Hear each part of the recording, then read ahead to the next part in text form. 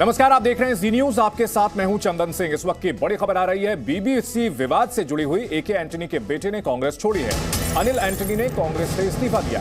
BBC documentary के विरोध के बाद इस्तीफा दिया। इस्तीफे के बाद अनिल ने पार्टी को घेरा है।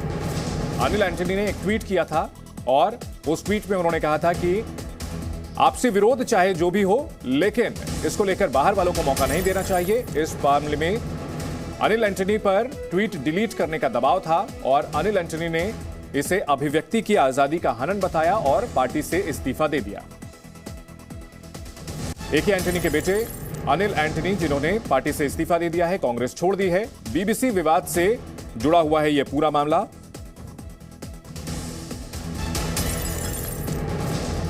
बीबीसी की डॉक्यूमेंट्री को लेकर सरकार ने इस पर बैन किया है। अनिल ने लिखा था, मुझे लगता है कि इस समय यह फैसला लेना बिल्कुल सही है। BBC documentary. ये सब घर से ही हैंडीक्राफ्ट का बिजनेस करके हर महीने लाखों कमाते हैं। आपको भी ये करना है, इनसे सीखना है तो फ्रीडम ऐप को अभी डाउनलोड कीजिए। डॉक्यूमेंट्री पर बैन का जिक्र कर रहे थे। पिछले 24 घंटे में जो चीजें हुई है, मुझे लगता है कि यह मेरे लिए बहुत ही पीड़ादायक है।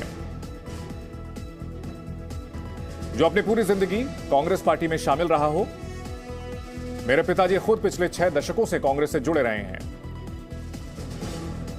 वहीं कांग्रेस से इस्तीफे के बाद अनिल एंटनी ने क्या कहा है, आइए आपको सुनाते हैं। I think at this particular point of time, I think it is the right course of action. Because a lot of things that has happened in the last 24 hours, I do think it has been very hurtful to me as a person and as somebody who has been deeply involved with the Congress party all through my life. And coming from a place where my father has been working in this organization for the last 6 decades. So, coming from such a background and a place, like I do feel that whatever happened in the last 24 hours, especially from certain corners of the Congress, has not been the best of any responses. And I do think that at this point, it is the best course of action. तो Anil Antony इस मामले में अब ये कह रहे हैं कि ये बहुत ही दुर्भाग्यजनक है। पूरी जिंदगी में कांग्रेस से जुड़े रहे हैं। उनके पिता 6 दशक से कांग्रेस में सक्रिय हैं और उन्हें जिस तरह से ट्रीट किया गया, उनके साथ जैसा बर्ताव किया गया, ये दुर्भाग्यपूर्ण है। बीबीसी डॉक्यूमेंट्री, जिसे भारत में बैन किया गया है, सरकार के इस फैसले को लेकर के सहमति जताई थी अनिल एंटनी ने और इस पर कांग्रेस की तरफ से दबाव था। कांग्रेस पार्टी के सीनियर नेता, गांधी परिवार के सबसे करीबी नेता और पूर्व केंद्रीय मंत्री रहे एके एंटनी के बेटे ने कांग्रेस पार्टी छोड़ दी है। आखिर क्यों छोड़ी है? कहा कि इनको पार्टी क्यों छोड़नी पड़ी? क्या अनिल एंटनी साहब, अचानक आपको पार्टी छोड़नी पड़ी, क्या वजह रही? अचानक नहीं था, लेकिन I also have a lot of regrets on a lot of things that has happened. I feel very sad of whatever is happening. But whatever has happened in the last 24 hours do now give me an impression that it is very untenable for me to continue holding certain roles in the party. आपने tweet किया है, tweet में तो आपने BBC के एजेंडे के खिलाफ बोला है, फिर कांग्रेस को क्यों बुरा लग गया इस बात का? So this is a question that I myself is asking. In that tweet itself, I had made it very clear it was a very innocuous tweet. And in that tweet, I had made it very clear that I, as a person, has a lot of political differences with the BJP. I am not, and we have political differences. But when it comes to certain things, including the country's core interest, including sovereignty, there shouldn't be politics there because it is playing with fire, which will have a lot of long-term ramifications. And this is something I have said in the tweet. And I also know where the BBC documentary is coming from. I am a person who is a true Democrat. I am a person who believes in freedom of speech. I am very proud of the fact that India is the world's largest as well as the oldest democracy, and and in a democracy, freedom of speech is sacrament. So I am not for the banning of any kind of show or a book or a documentary or anything like that. This is a free country. But however, I do feel that we also need to understand where certain things are coming from. The people behind the documentary are the same people who are actually behind the masterminds of the Iraqi war, which has actually resulted in the death of millions of people. And when somebody like that is creating a documentary and coming here, all I said is we need to be a little cautious about it. And I don't think there is anything wrong in what I said. हमारे सहयोगी रवि त्रिपाठी इस बड़ी खबर पर हमारे साथ जुड़ चुके हैं। रवि, अनिल एंटनी का इस तरह से पार्टी छोड़ना पार्टी के लिए कितना बड़ा झटका है और क्या कांग्रेस इस मामले को लेकर के कोई ऑफिशियल बयान जारी कर चुकी है अभी तक? नहीं, देखिए, कांग्रेस पार्टी ने अभी तक ऑफिशियली कोई बयान नहीं जारी किया है, लेकिन आप देखिए कि वो कह रहे हैं अनिल एंटनी कि उनको तमाम धमकियां मिली है और पार्टी के सीनियर नेताओं ने धमकी दी है। और मैं जानता हूं, मुझे भी हालांकि इशारों में उनके इशारे से पता चल गया कि किस नेता ने उनको धमकी दी है। पार्टी के सीनियर नेता हैं, केरल के रहने वाले हैं, और उन्होंने ये भी कहा कि मैंने सारे जो रिकॉर्ड्स हैं, चाहे जो लोग ट्वीट कर रहे हैं मेरे खिलाफ में, कांग्रेस के जो लोग हैं उनके चीज़ों को भी मैंने स्क्रीनशॉट लेकर रखा है और सारे रिकॉर्ड बना के रखे हैं। इन्होंने भी धमकी दी है, चाहे जो भी उनको चुनौती दी गई है। तो कहीं ना कहीं अनिल एंटनी अपनी तरफ से पूरी तैयारी करके रख रहे हैं। हालांकि वो बार बार राहुल गांधी के रिगार्ड की बात कर रहे हैं, गांधी परिवार के खिलाफ नहीं जाने की बात कर रहे हैं, अपने पिताजी की बात से भी वो सहमति जता रहे हैं जो 2014 में उन्होंने कहा था, और उनकी रिपोर्ट में कहा गया था कि कांग्रेस प्रो माइनॉरिटी होती है, उसको प्रो मेजोरिटी होने की जरूरत है। लेकिन बावजूद इसके उन्होंने डॉक्यूमेंट्री के इंटेंशन पर सवाल उठाया। जो डॉक्यूमेंट्री जिन लोगों ने बनाया है उसके इंटेंशन पर इराक वार का हवाला वो दे रहे हैं, बार बार कह रहे हैं कि इनको समझना पड़ेगा कि क्या इंटेंशन है। वो कह रहे हैं फ्रीडम ऑफ स्पीच के खिलाफ नहीं है, बैनिंग को लेकर हम समर्थन नहीं कर रहे, लेकिन हमारा कहना है कि इसको गौर करना चाहिए कि जो लोग डॉक्यूमेंट्री बनाए हैं उनका इंटेंशन क्या है और कांग्रेस पार्टी को इस तरह की चीजों का नुकसान होता है। इस वजह से मैं ये सवाल खड़ा कर रहा हूं। जी, आप बने रवि हमारे साथ। वीएचपी प्रवक्ता विनोद बंसल ने इस मामले पर क्या कहा है, आइए आपको सुनाते हैं। देखिए, ऐसे लोग कांग्रेस में टिक नहीं सकते ना जी, ये तो स्वाभाविक है। अगर कोई देश विरोधी मानसिकता से ग्रसित कोई फिल्म बनाई है तो उसका विरोध कांग्रेस खुद तो कर नहीं सकती। अगर कांग्रेस के अंदर से किसी ने विरोध कर दिया तो निश्चित रूप से वो कांग्रेस में रह नहीं सकता, क्योंकि कांग्रेस का देश से कोई सरोकार बहुत ज़्यादा अब रहा नहीं। अब तो बेसिकली विदेशी महिला की एक पार्टी बन के रह गई है बेसिकली।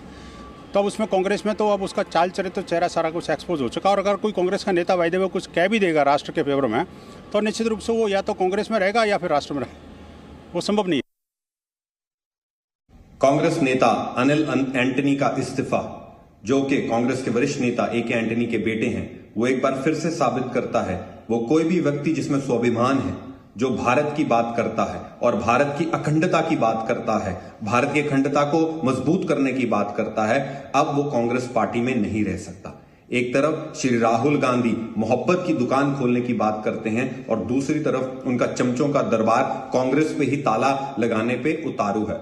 सत्य तो यह है, अब केवल वो व्यक्ति जो पाकिस्तान हित में, चाइना के हित में और वो न्यूज एजेंसियां जो दुष्प्रचार फैलाते हैं हिंदुस्तान की जो तस्वीर को खराब करने की, केवल उनके हित में बयान देते हैं, केवल वो ही कांग्रेस में रहने के हकदार हैं।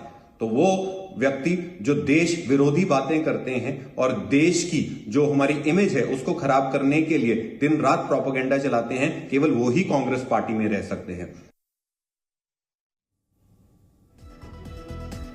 तो अनिल एंटनी के इस्तीफे को लेकर बीजेपी की ओर से निशाना साधा जा रहा है कि कांग्रेस में सिर्फ वही लोग रह सकते हैं जो कि देश विरोधी बातें करें, गांधी परिवार की हां में हां मिलाएं। इस तरह के आरोप लगाए जा रहे हैं और सवाल खड़े किए जा रहे हैं। अनिल एंटनी ने यह कहा था कि एक बाहरी और ब्रिटेन सरकार के इशारे पर काम करने वाली संस्था को यह इजाजत नहीं होनी चाहिए कि वो हमारे बीच मतभेद पैदा करे। बढ़ते हैं अगली खबर की ओर। फिल्में समाज का आईना होती हैं। समाज में जो कुछ घटित होता है उसी से प्रभावित होकर फिल्मों की कहानियां रची जाती है, लेकिन कभी कभी रियल लाइफ की कहानियां रियल लाइफ में हकीकत बन जाती है।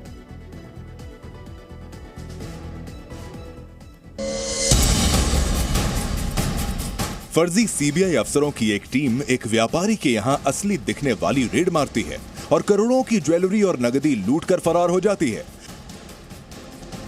ये कहानी वर्ष 2013 में आई बॉलीवुड फिल्म स्पेशल 26 की है, लेकिन फिल्म की इसी कहानी की तर्ज पर मुंबई में लूट की एक वारदात को अंजाम दिया गया है। मुंबई के झावेरी बाजार इलाके में फर्जी ईडी अधिकारियों ने एक व्यापारी के यहां रेड मारी और करोड़ों की संपत्ति लूटकर फरार हो गए।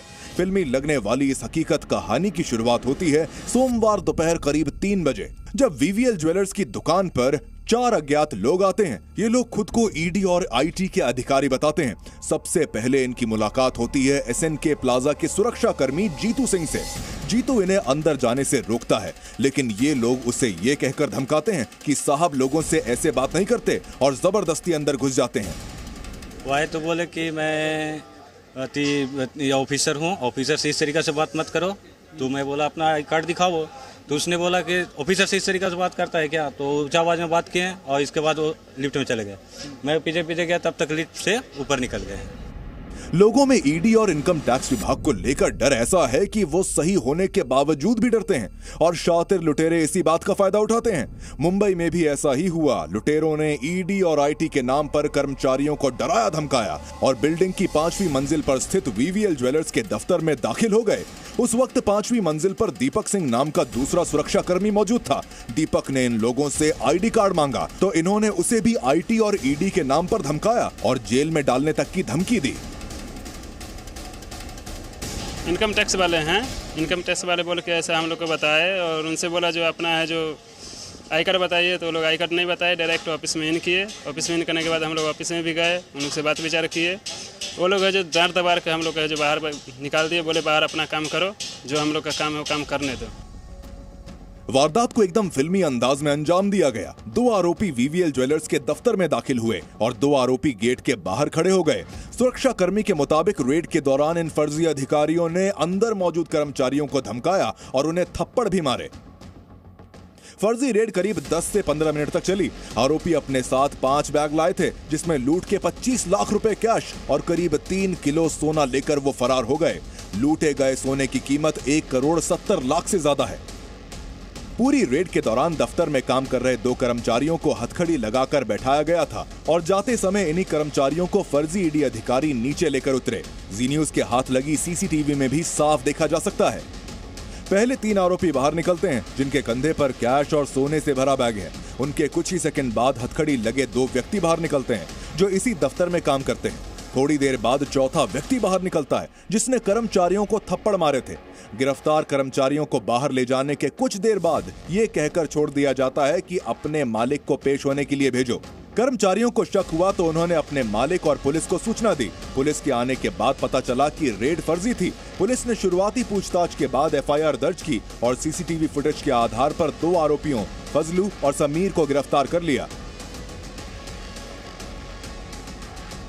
जो मेन आरोपी है मोहम्मद फजल सिद्दीक गिलगित वाला, जो डोंगरी का रहने वाला है, इसको हमने अरेस्ट किया है। इसके साथ समीर मोहम्मद रजी अहमद, ये मालवनी का रहने वाला है, इसको भी हमने अरेस्ट किया है। इस तरह की घटनाएं पहले भी हुई हैं। वजह है व्यापारियों में ईडी और आईटी जैसी एजेंसियों का डर। व्यापारी इन एजेंसियों के नाम से ही डर जाते हैं और इसी का फायदा उठाते हैं शातिर लुटेरे और इस तरह की वारदातों को अंजाम देते हैं। इसलिए आपको डरने की नहीं बल्कि सतर्क रहने की जरूरत है। ये सब घर से ही हैंडीक्राफ्ट का बिजनेस करके हर महीने लाखों कमाते हैं।